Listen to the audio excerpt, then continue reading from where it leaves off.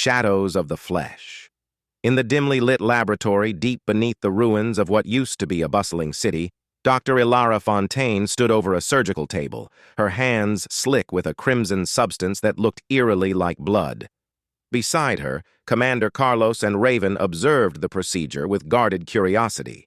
On the table lay a synthetic humanoid, a synthetics, as Dr. Fontaine called them, its chest cavity open, revealing not mechanical parts, but a network of bioorganic systems. "These synthetics don't just look human," Dr. Fontaine said, her voice steady. "They are human in every way that counts. Flesh, blood, nerves. The only difference is their origins and their purpose." Carlos folded his arms, his sharp eyes scanning the lab. "And what is that purpose, Doctor?"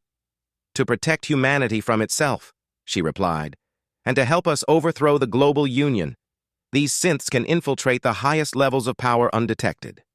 Raven, leaning against a counter, raised an eyebrow. "Sounds like a double-edged sword. What happens if they decide we're the problem?"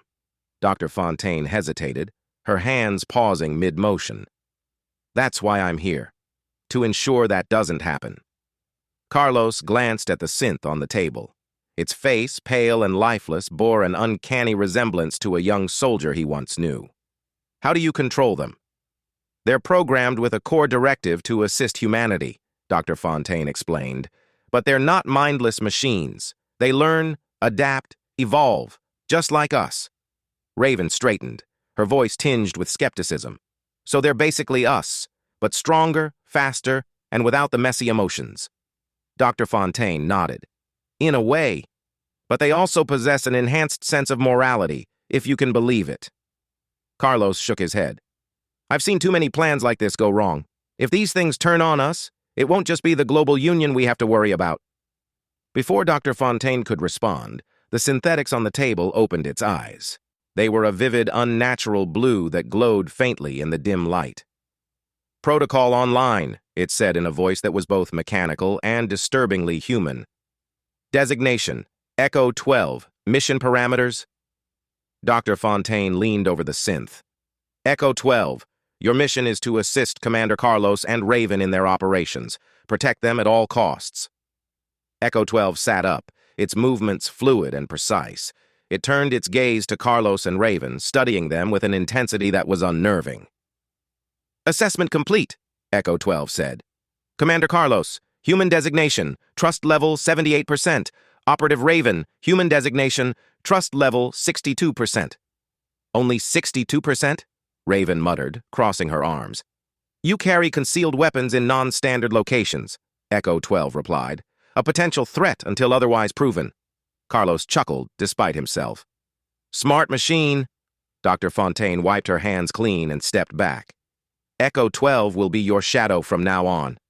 It can gather intel, neutralize threats, and even blend in with civilians." Field operation. Later that night, Carlos, Raven, and Echo 12 infiltrated an abandoned industrial complex where a meeting of Global Union operatives was taking place. Echo 12, dressed in civilian clothing, moved with the precision of a predator. Inside the building, Carlos gave orders in a low voice. "Raven, take the high ground. Echo 12, you're with me." As they moved through the shadows, Echo 12 scanned the area. 3 hostiles ahead. 2 armed with standard-issue rifles, 1 unarmed but equipped with biometric security access. Carlos nodded. "We need that access." Without waiting for further instructions, Echo 12 stepped forward, its movements silent as a whisper. It approached the unarmed operative, who barely had time to react, before Echo 12 subdued him with a single, calculated strike. "Access secured," Echo 12 said, holding up a keycard. Raven's voice crackled through their comms. "Nice work, Tin Man." "Correction," Echo 12 replied. "I am not made of tin." Moral dilemma. Back at the safe house, the team reviewed the mission. Raven couldn't shake the unease she felt around Echo 12. "I don't trust it," she said to Carlos. "It's too perfect." Carlos leaned back in his chair, watching Echo 12 as it stood silently in the corner.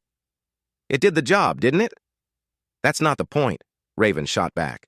"What happens when it decides the job is to get rid of us?" Dr. Fontaine, sitting nearby, interjected. "Echo 12's directive is to protect humanity. That includes you." Raven shook her head. Directives can be rewritten. Echo 12, its voice calm, spoke up. Your skepticism is noted, Operative Raven. However, my loyalty lies with this team. For now. For now? Raven repeated, her voice sharp. Carlos raised a hand. Enough. We've got bigger problems. The global union is moving faster than we expected. If these synths are our best chance to stop them, we don't have time for doubts. Raven fell silent, but her eyes remained fixed on Echo 12. Somewhere deep in her gut, she knew the synthetics were a gamble that could either save humanity or destroy it.